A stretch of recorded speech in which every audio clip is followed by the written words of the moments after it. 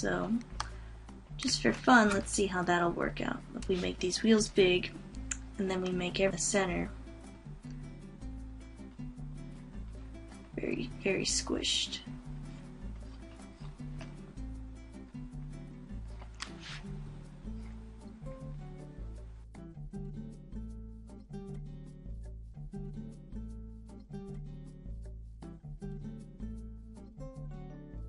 And all this is really accomplishing right now is just exploring the shapes, and it's going to provide you kind of with a guideline.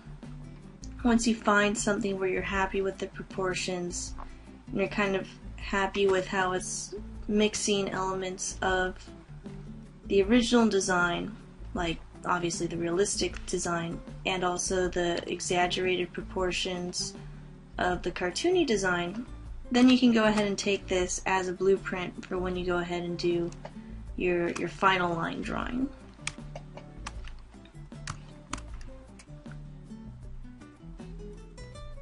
And the other thing too is you want to realize is that these are not going to be the final layout of the drawing either. You are going to turn this from a flat 2D shape into a three-dimensional shape, and we're also going to give it a more aggressive stance, because obviously right now having it be a side view, it's not particularly interesting to the viewer. It's not a very visually striking sort of pose that's very, cool to look at.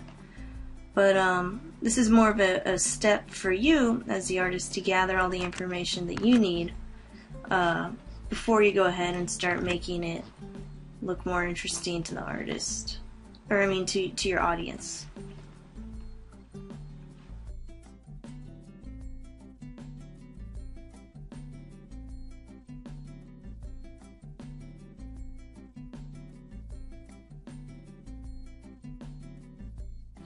Then once again, it's good every once in a while to go back and check your reference and make sure, because right now these shapes are getting a little bit out of hand. The proportions are not reading as very Mustang-like, so go ahead and scrap this one up here and try again.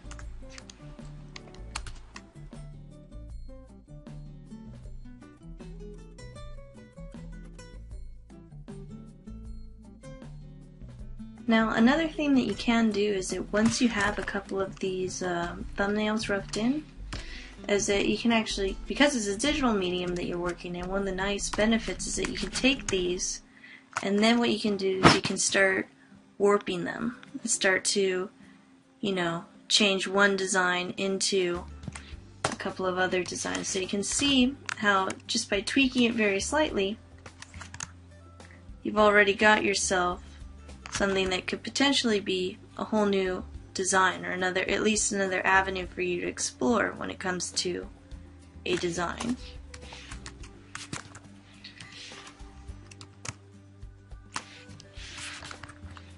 So let's try taking one of these guys up here. You'll notice I use the lasso tool and I select it, and then what I do is I hit V, or the movement tool up here. And then what you do is you hold Alt, and you see how the little double arrow has appeared? By then dragging that, you'll make a copy of whatever is within that selection. And now on the bounding box, you'll see these little points all around the corner, all around the box here. Depending on if you hold Command or Control or even Alt, the arrow will change around the box. Obviously Alt is the one that I just showed you where you can make multiple copies of an item. But if you hit Command, you'll notice how the arrow has changed from this black arrow to kind of this polka dotted black and white arrow. That means that if you were to drag this corner, it's going to now distort all based around that corner. Similarly, if you drag on any of these other corners over here, the same thing's going to happen. Now what you can also do is that when you have this box here and you right click, it'll give you a whole list of options of different ways that you can warp and you can transform your selection. So you can scale, and if you hold Shift and you click the corner, or Shift and Alt, excuse me, and you click the corner, then that's going to make it grow or shrink in both directions that you're dragging. So if we do it here and we click Shift and Alt, it's going to expand up and down. And let's see, if we go back to the menu, we can hit Warp, and then it'll give us this grid looking thing, and we can take that and then move it around and get some really cool looking effects that way. It's kind of helpful.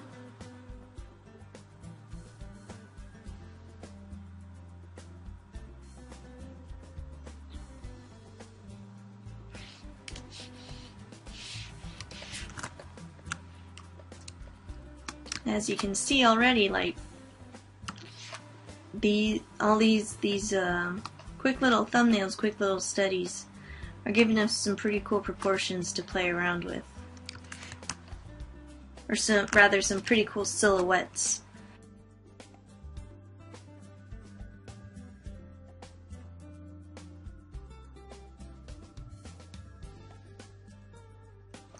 Again, always go back and double check your reference, just to make sure that you're staying within kind of an acceptable range for your thumbnails and your silhouettes. You don't want it to get too crazy, otherwise it's not going to end up looking like a 67 Mustang Fastback.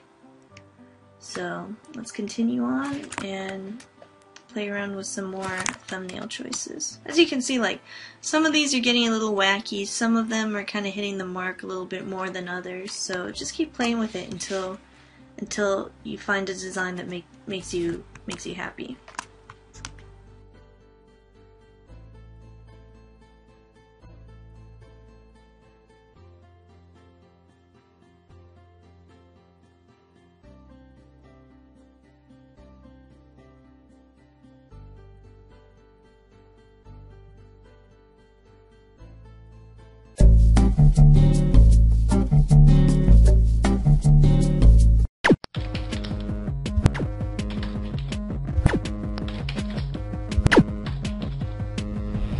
Pencil Kings,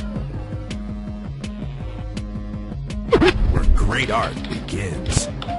PencilKings.com.